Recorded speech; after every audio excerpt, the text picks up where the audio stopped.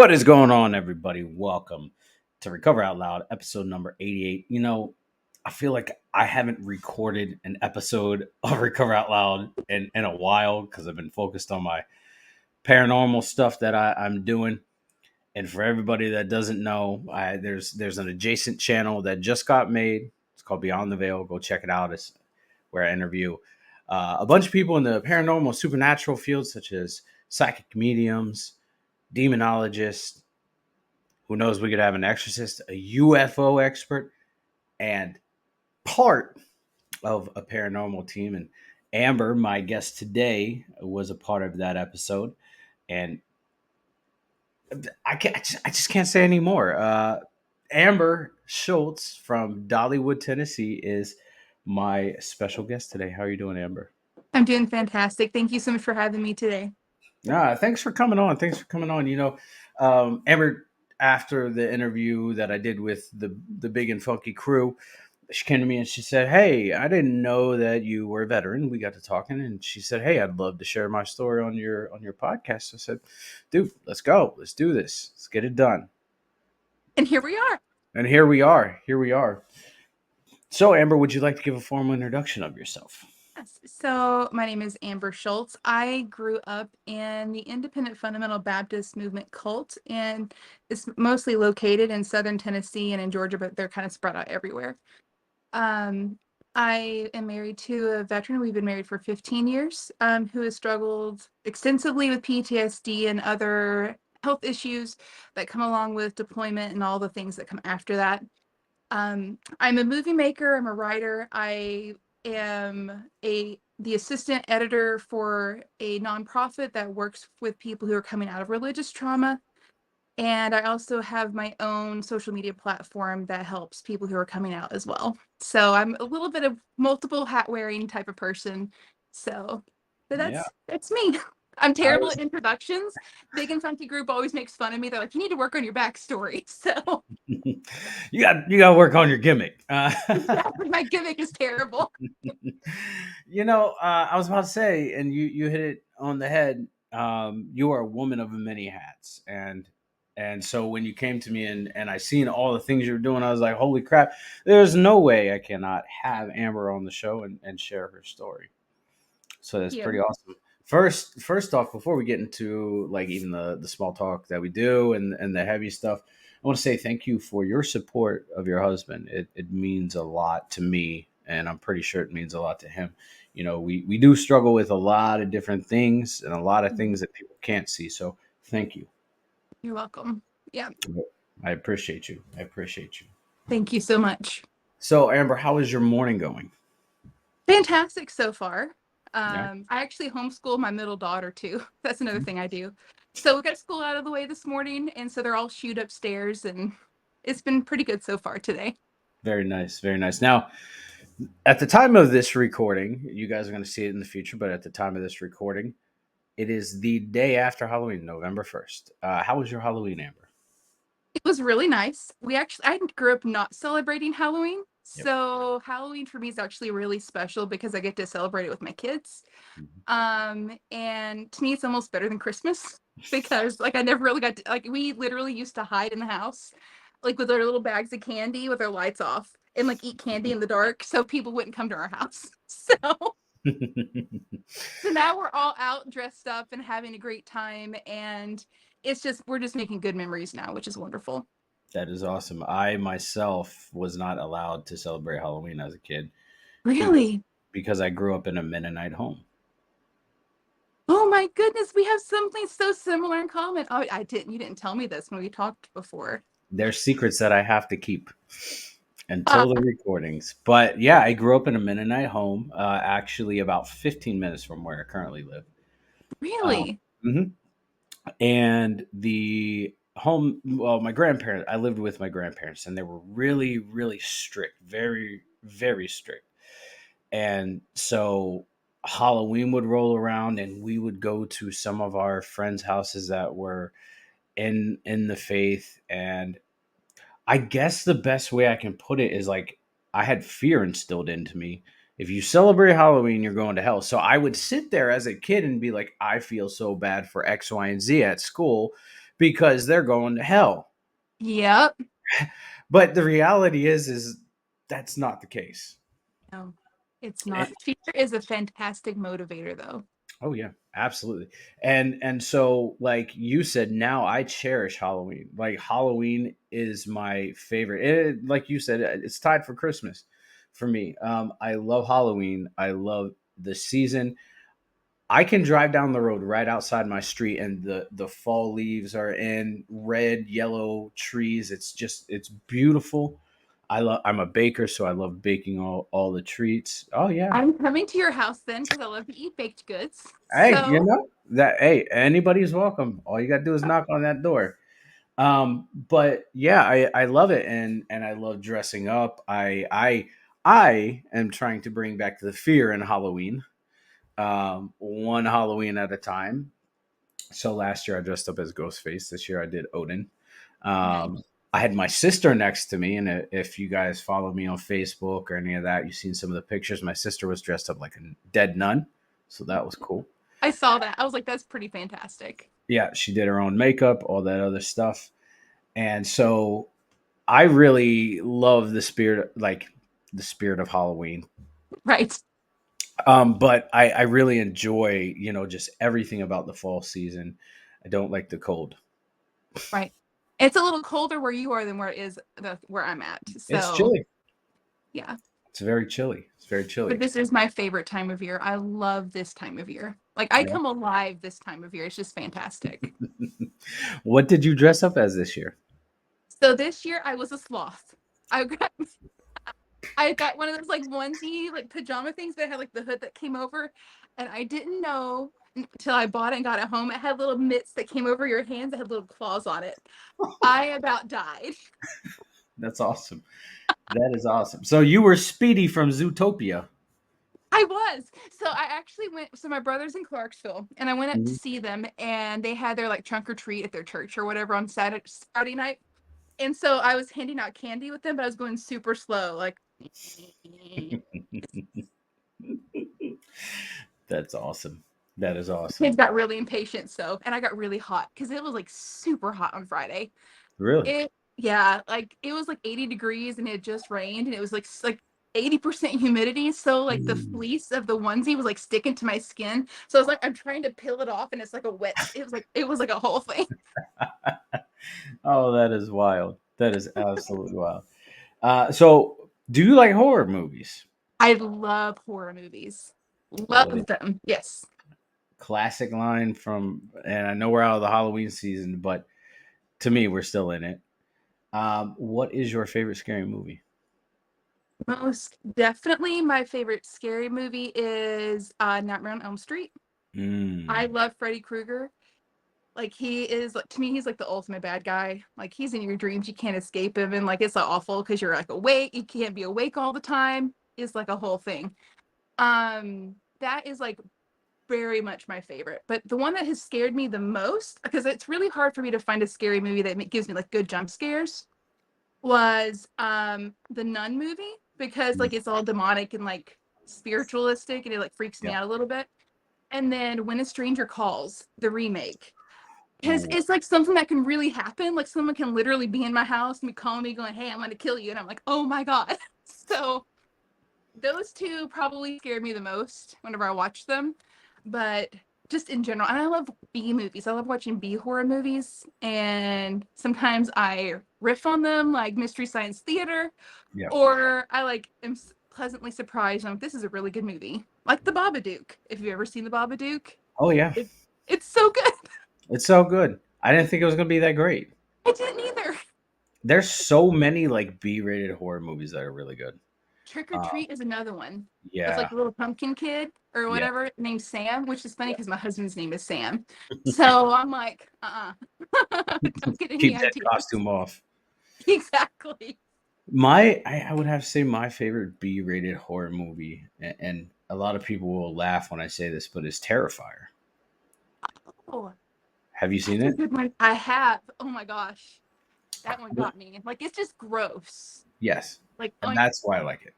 yeah, That's what I guess because as human beings we're infatuated with with destruction and disaster. absolutely. And so I absolutely love that movie. Terrifier 2 was great. I've heard that they're making a Terrifier 3, so I'm really excited.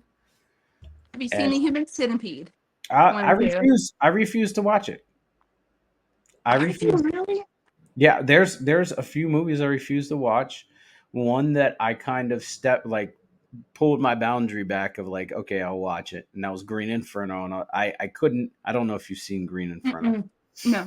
Okay, if you've seen Green Inferno, you know what I'm talking about. But these people, these activists, crash their plane in the Amazon forest, and they get abducted by a tribe of cannibalistic Oh natives, no. and it's very realistic.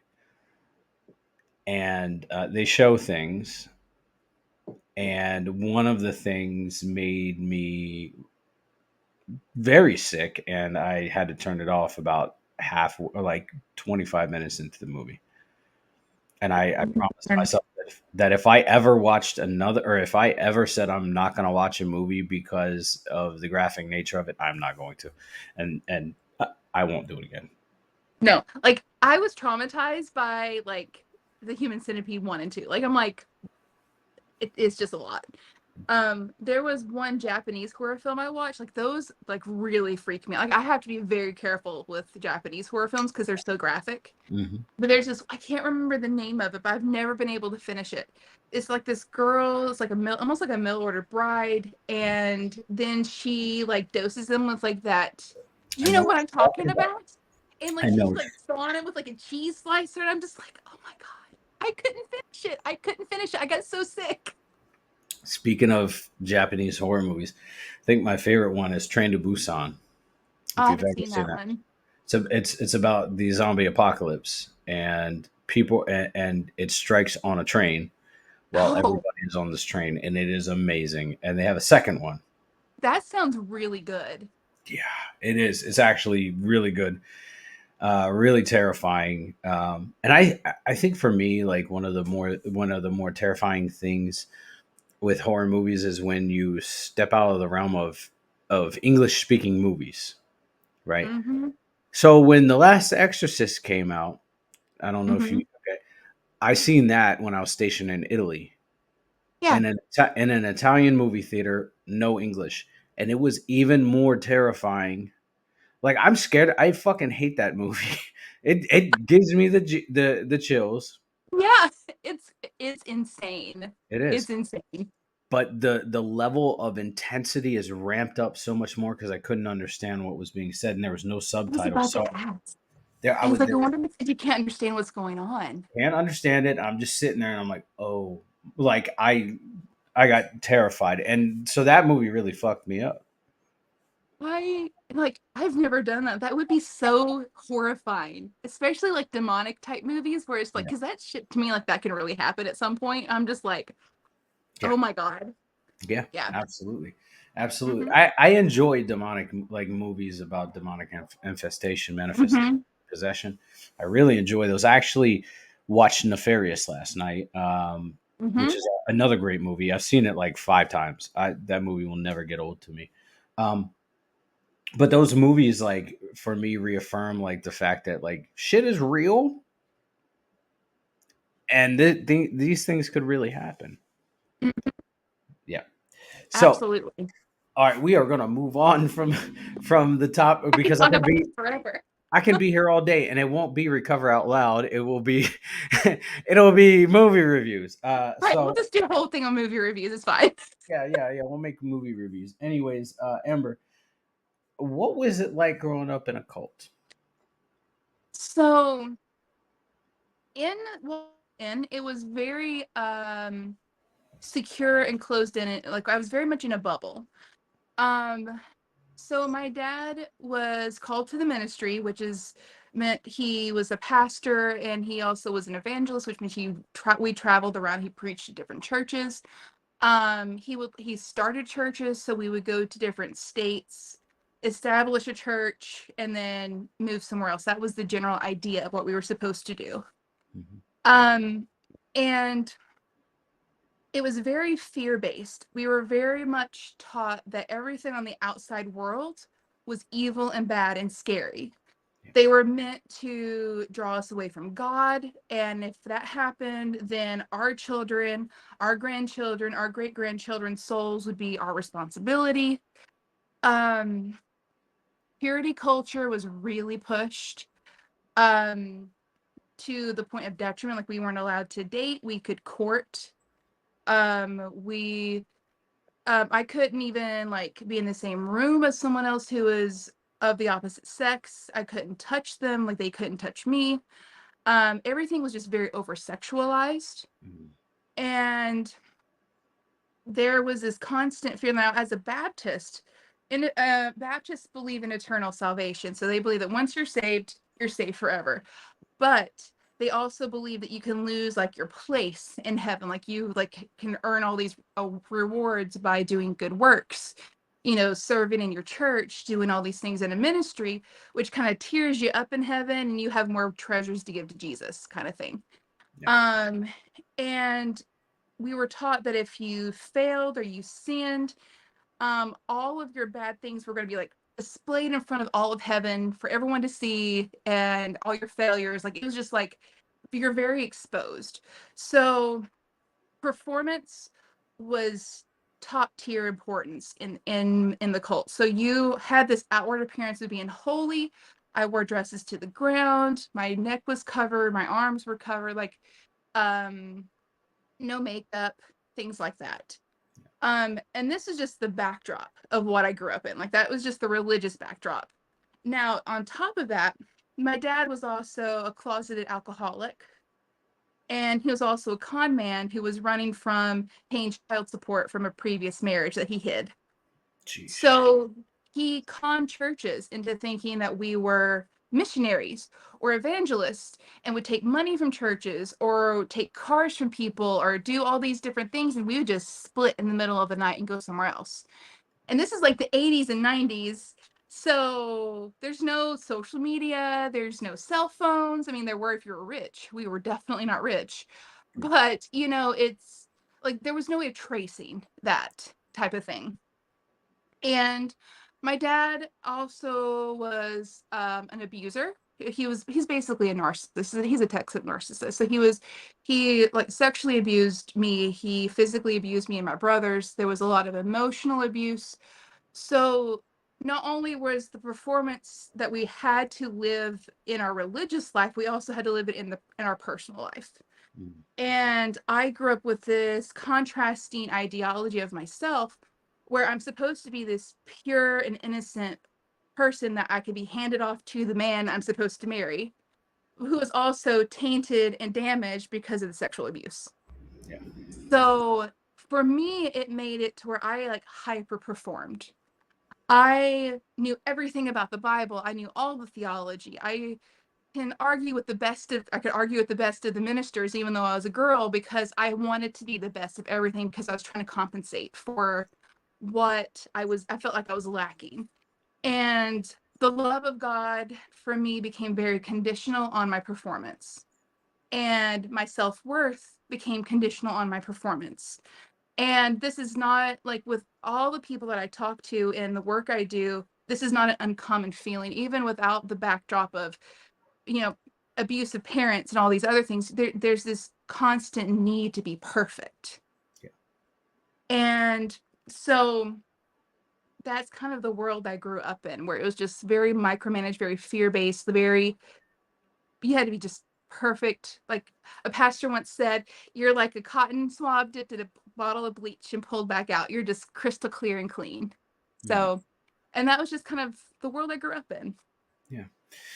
To me, when I hear you explain, pretty much the dynamic of the cult, to me it sounds a lot like Scientology, and and Yes. how, and how Scientology is structured, and how much money you can give is your place in heaven, versus yours is how many good deeds can you do, and that's how much you have, your spot solidified in heaven.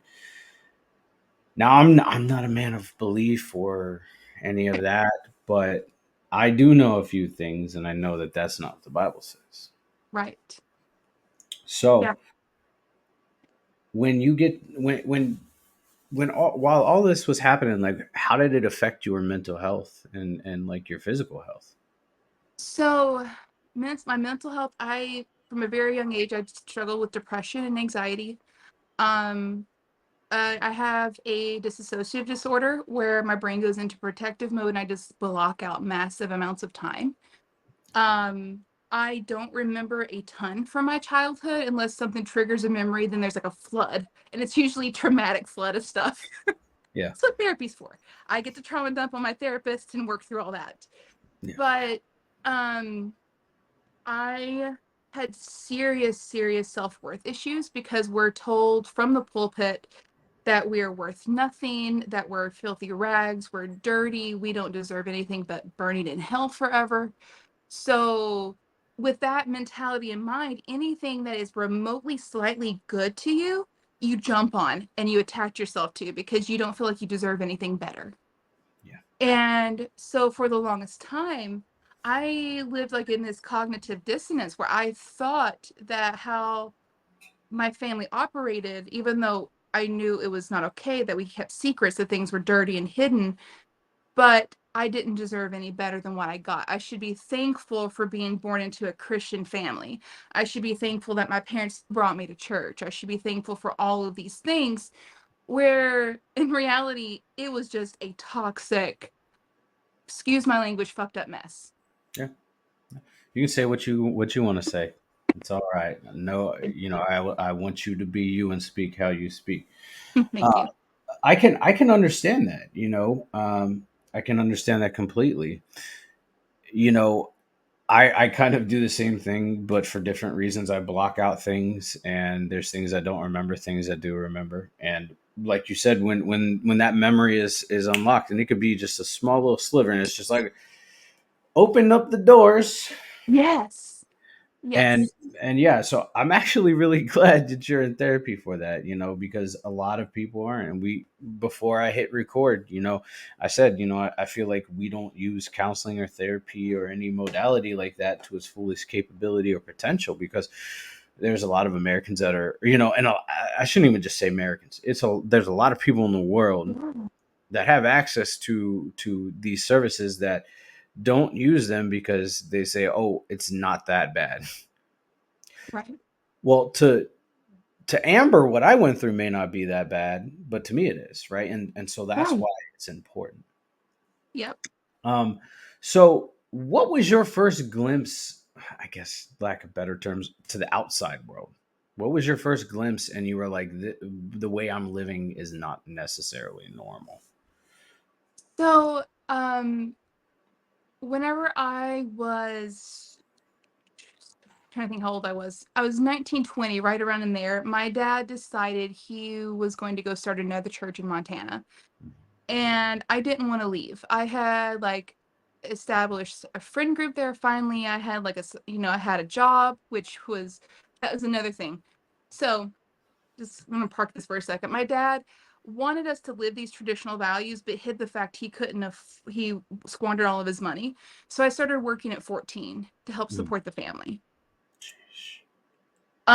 So I was working 40 hours a week at like 17, you Jesus. know, and 17, 18, somewhere in there. And so probably 18 because I couldn't legally work 40 hours a week at 17. But still, once I hit 18, I was like, let's get that money in here, let's Right. have food.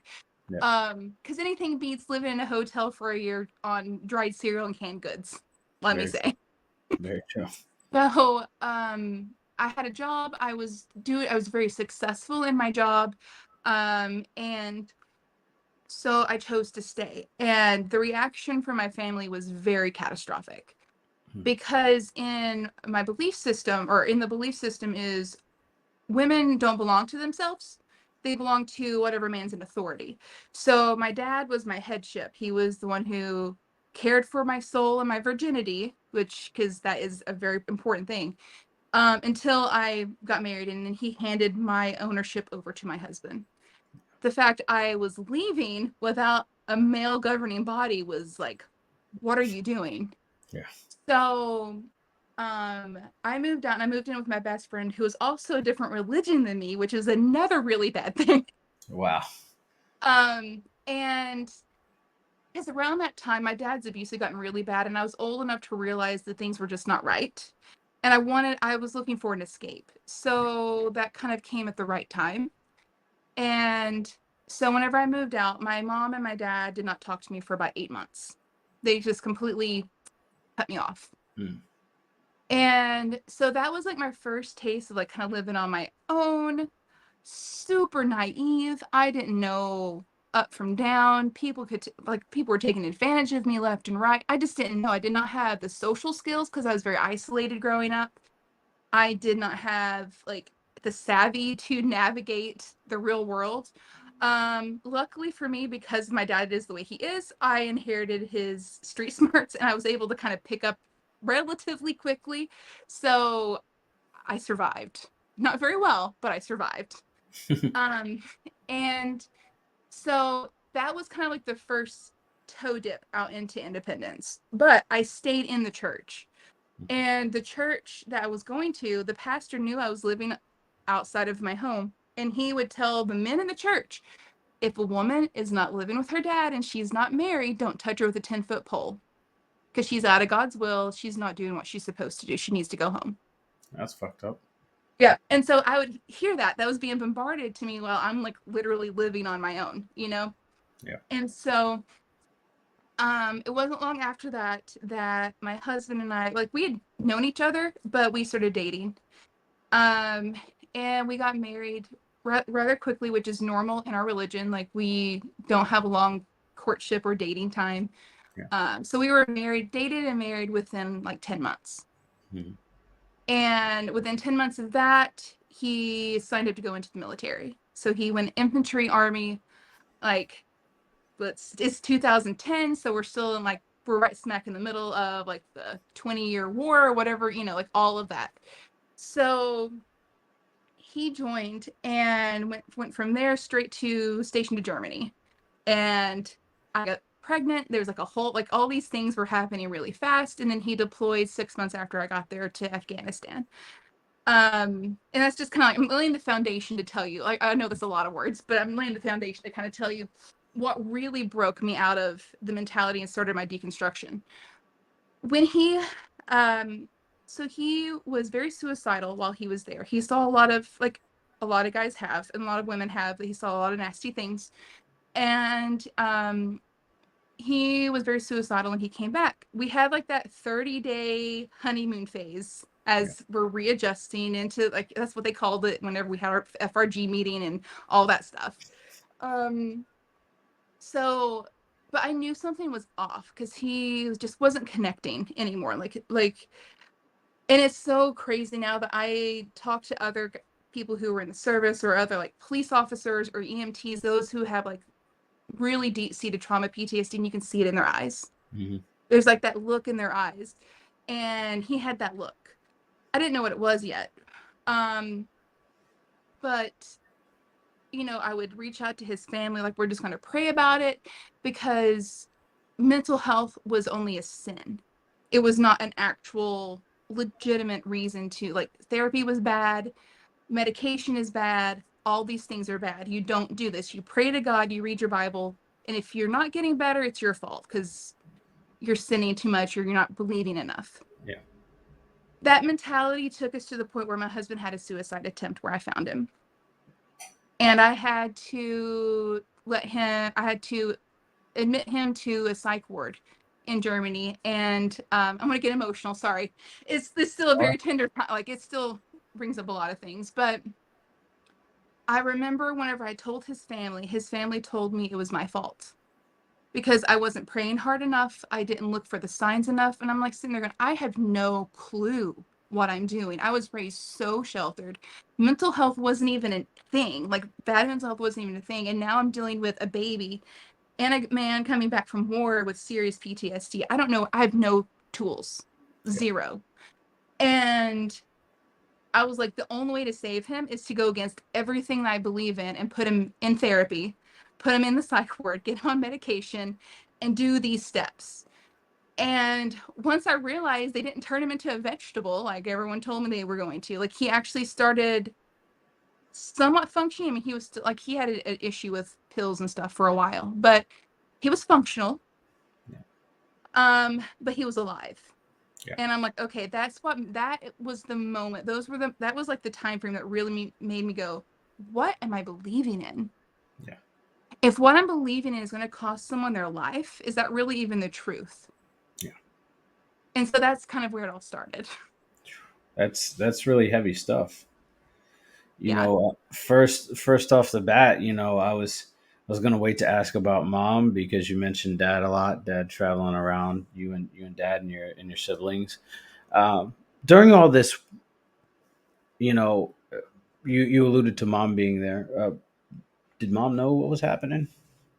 She did not know about the sexual abuse. Hmm. Mainly because I blocked it out. A lot of that came back to mind as an adult when there were some things happening within the family that kind of triggered the flood of memories. Um, but she was also very much a victim herself, but because of her mentality and her self-worth that she had, there was a lot of the term is parentification. I became my mom's therapist and her parent and took care of her and was the like go between her and my dad from the time I was about 11 or 12 and like even into adulthood. That's rough. Yeah. It's very rough. It's the cards we're dealt, right? Yeah, that's We the just got cards to we're figure done. out how to play them. Yeah, absolutely, absolutely.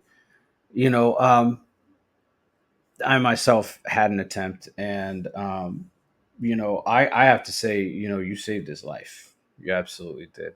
Thank you. You could have just like continued on the path that you were going on with your religion and not, you know, or your faith, and not really like you could have looked at him and been like, yeah, dude, he's fucking way gone, too gone. Mm, yeah, But you didn't, and I'm glad that you didn't. You thank know, you. I'm glad that you looked outside of that because, you, I mean, lack of better term, you don't have control over who lives and dies, but you definitely helped him, and so that's very commendable.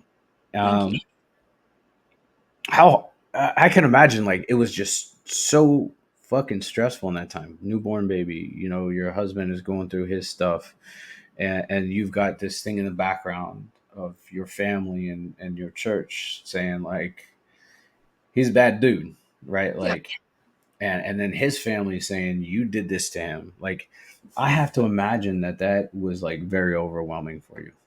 very overwhelming. Like there so what I do though, just because of a lifetime of trauma and conditioning, is whenever things get really bad, I check out and I go into like this survival mode Yeah, and I just do what needs to be done. And I'm in my mind, I'm kind of like Scarlett O'Hara. I'm like, I won't think about it today. I'm gonna think about it tomorrow. yeah, And tomorrow I keep pushing out until I can't push it out anymore. And then I'm like yeah, it's explosive. But that was whenever I decided that I probably needed someone to talk to. And I was terrified the first time I went into therapy because I was told all these horrible stories about therapists and how they were going to take away my faith and how they were going to turn me away from God and how um they were just going to fill me with humanistic ideas and all these things. And whenever I went in, I can't remember her name, is like a really long Czech name. And like she with her I can't say Czechoslovakian there. I did it. Yay. Her accent, like she was just like, tell me how you're doing. And she just let me talk. And then she listened. And I had this safe space for the first time in my entire life to actually say exactly how I felt without judgment. And I remember walking away from the first session and going, I feel equally terrible because all this stuff is now kind of out and fresh. yeah, But at the same time, I feel so relieved because it's not just sitting bottled in here anymore to where I'm so angry at the situation that I can't control that I'm lashing out at the people who are trying to support me, because we always take it out on the people closest to us. yeah, And the one person I couldn't do that to was my husband because I didn't want to trigger anything. So he was not available emotionally, so I had like all these other people I was like kind of venting to and like taking all these things out on, and I was like, I'm starting to affect my friendships.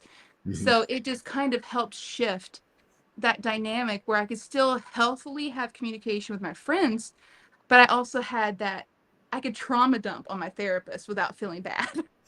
Because that's what she was there for, Yeah, you know? definitely. What was the most beneficial thing do you feel at the beginning of your therapy or when you started, I guess for lack of better terms, your recovery? I think feeling validated in how I felt was the biggest thing. In my religious upbringing, our feelings are very dismissed. We're taught not to trust our feelings, not to trust our gut instincts. We're told that they're all bad and they're terrible and they're all these things. And so to go in and have someone say, that's no, I understand that you feel that way. That's totally normal. I mean, I would be upset too. Just hearing that how my normal human emotions were reacting to very traumatic experiences. This isn't just like my McDonald's fell on the floor. This is like massive. And, at the same time, like, same time this is all going on, my dad also had an affair and broke up his church. There's like a whole thing with my own family going on. And it was just like, I could finally be told it's okay to be upset. Yeah, It's not wrong to be angry. It's not wrong to be hurt. It's not wrong to feel things were done to you unjustly. And that was kind of the permission I needed hmm, to start realizing that yes, I had no control over my upbringing or the trauma, all these things that are happening, but I do have control over me now and how I now react to these things. This will define the person that I am, not what I came from. absolutely, absolutely. So you have a nonprofit. What is the nonprofit, and what does it focus on? So the nonprofit is called the Vashti Initiative. It's based out of New Hampshire, and they've been around for a little while, and they actually have compiled resources for people who are coming out of traumatic religious backgrounds of all religions, not just Christianity. And they're very open, they're very affirming. We are there for everyone. And so I started my I had this passion in me over the last few years as I've like really come into my own to be able to somehow help other people that went through this deconstruct. We call it deconstruction. It means because we're just kind of getting rid of all the shit that Yeah. we just been taught. And I was so alone in the process. And it's terrifying to be alone whenever you're moving away from your whole life existence, like your community, Yeah. your family, you're doing all of these things and you're so by yourself that I wanted to be able to be there for other people because I was like, there's no way I'm the only story out there. I'm not the only person that's dealing with, maybe not exactly, but they understand my emotions, right? And so, I started thinking, I wonder if I start a social media platform, maybe I can do this. And I didn't want to cause a lot of backlash until after we fully left the church. And so last year, um, we had found, so a few years ago, we had found a church that was still Baptist, but they were a lot more progressive. There wasn't a lot of rules. I have tattoos. They didn't care I have tattoos. I'm a mouthy lady. They didn't really care that I was mouthy. But as time went on, they started preaching flat earth as a doctrine. Mm, And the pastor put up a like massive photo of Nathan Bedford Forrest in his office with the Confederate flag. Nathan Bedford Forrest is the first Grand Wizard of the KKK. Started preaching very strongly about the difference in the races, how we've done the African American people a favor by bringing them over from Africa and enslaving, like insanity, wow. complete and utter insanity. And it wasn't like that at first, but after the pandemic, I feel like the pandemic really brought out crazy, like Did. really, really brought out crazy. And then he brought like people started joining the church that became his echo chamber, so he got more bold in what he believed. And so I'm like, we can't do this anymore. I can't do this anymore. This is not okay. I do not want my children raised in this. This is not okay. So we left. And it was at that point I was like, I have to do something. I have got to start speaking up. I need to use my voice for something because this is not okay. And so I launched Fundie Freed, which is my social media platform where Mhm. I tell my stories, tell all the crazy shenanigans that's happened to me in my life, like funny clips, like sad ones. I I take on the belief system of the Independent Fundamental Baptist Church head on, and I challenge it because the advantage of being a perfectionist while I was in that world, that means I know a lot. And I'm not saying it in like a bragging way, but Yeah. I know the arguments they're going to have. I know the verses they're going to use. And so I have this ability to then counteract. Yeah. That doesn't make sense. Why are you saying this? This is what actually says here. You know, you need, and I challenge that belief. And I give people the biggest reason I did it is I wanted to be able to interview people so they could tell their story. Yeah. And so I wanted people to be able to share their trauma if they wanted to, and their hope, like how they have gone through everything, whether they still had faith at the end of it or not. To me, that doesn't matter. To me, what matters is that you're not alone, and you're okay, and you're validated where you are, and your journey is your journey alone. I Yeah. have no judgment on where you end up. Yeah. And so through all of that, the head editor of the Vashti Initiative started following me very early on and started watching my work, and we became friends. And then I it just kind of all worked out where she picked me to come and then work at the Vashti Initiative as her assistant editor for Wow. their blog, and where I do a bunch of writing, and I have another avenue to get my message out. And so it's been just wild how everything kind of went from where I'm like this subdued, quiet church girl to now I'm like the Jezebel, which is fantastic. Right. Yeah, Just leaking all the secrets. I am. I'm saying what they don't want to say, which is so much fun.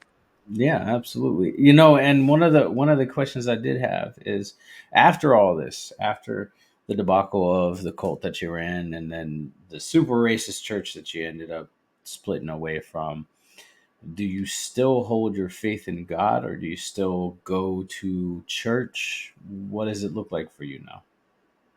So I don't go to church. We don't go to church right now. I we had an issue happen over the summer that one of my children came out with their sexuality, Mhm. and it was met very negatively within the family and within the church. Mm. And that was kind of my final straw. Like, it's one thing for me to deal with things, but it's something totally different whenever you start coming after my kid. Yeah. And so I'm like, it's not safe. It is not safe for my children to be in this environment. I also am not straight, so it's not safe for me, but I would just kind of checked everything out. You know, Yeah. disassociated, I was okay. Um, my faith in God is still there, but I see God no longer as like inside this box of King James onlyism. You know, this is the only way that you can believe. I think that people in the ability in the need to control others have minimized who God is. Yeah. And they've used fear and twisted scripture that was already interpreted by a bunch of men who had their own agenda, you know, and it's just a mess. Yeah. So I see God now as, to me, it didn't destroy my faith to stay away. It actually made it bigger and brighter and more colorful, because I can love everybody exactly who they are, where they are. It doesn't matter if you're whatever. I Yeah. love you because you're human, and I'm human, and we all have this human experience. We have all these hards that we deal with that are important to us. And I think that God, or the creator, or the universe, or whatever, he is just out there, and there's just so much more to it than what we know, which is why I believe in the paranormal, because I think there's a lot more out there. There's Yeah. just things that we can't explain. And I think that making it so small and so structured, it actually harms more than it does good. Absolutely. I would agree. When you were explaining like your the church that you had left, the super racist one, church I just kept flashing back to was Westboro Baptist Church, right? What? And Yes. and why is it Baptist?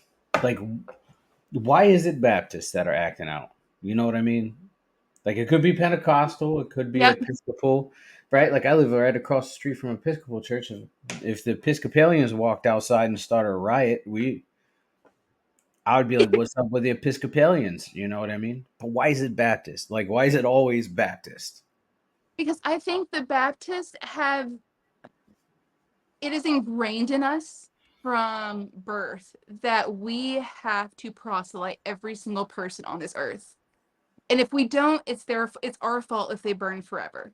Yeah, So that pressure, like to win every single soul, then gets turned into a fear. Oh, look, this, the gay community has this agenda to keep us from saving all these people. Now we have to go after and attack them. yeah. And it has nothing to do with really trying to win anyone. It's just dick measuring contest at that point. It's not wrong. It's not wrong. And I made a post. I don't know if you'd seen it, but somebody was talking about how God didn't like the gay community, and I said, in the Bible, if you read the Bible, right, it says Jesus really only condemned one time, and he only judged one time, and that's when he walked into the temple and he's seen people selling inside the temple because his house is not a market; it's a house of worship, Yeah. right? Yeah. And so that, and I feel somewhere along the line, from the very beginning, people that fall in these positions of power within religion. I know this is outside the scope of like what I normally talk about, but I feel like people in the positions of power change it, just like you said. They change the verbiage, the usage, or they try to read between the lines Mhm. and find what fits them. But what fits them is not what is of God. Exactly. And I think especially in the Baptist world, every pastor wants to be like the next D.L. Moody or the next like Hudson Taylor, these big name missionaries from like years past. And they want to be the one that discovers the next big thing or revelation in the Bible. So they're constantly looking to one up the next, like the pastor over here. Because Yeah. even in the Baptist world, there's continuous friction. Like the camp, we call them camps, like the groups that if the independent Baptists that we have, there's like 25,000 different ones. Like it's insane. But our group did not associate with this other group of independent Baptists because they followed a different type of preacher. Or they didn't believe in a dispensation a certain way exactly to the letter like we do, so we don't associate with them. Like they have to be 110%, 1000% right, and everyone else is wrong. So that to me is like super culty, super isolating. Like you can't even like talk to your brother if he's, a Southern Baptist because he's too worldly. If I'm an Mm. independent missionary Baptist or whatever. And it's all about that ability to just control the masses. Yeah. And but you see that in any other cults. You see it in Jim Jones, you've seen it in the Branch Davidians, you see it in Heaven's Gate, you see it in Scientology. The fear of the outside, that isolation, and that ability to think that you're going to achieve something no one else is going to achieve is what drives it all. Yep. Absolutely. I couldn't agree more. And I was going to ask, what are some of the similarities, but you just pointed them out. You're reading my brain. Get out of there. It's a weird My place. trauma abilities is fine. I'm just really good at I'm a really good empath. It's full of wrestling and like Marvel and DC stuff. All right.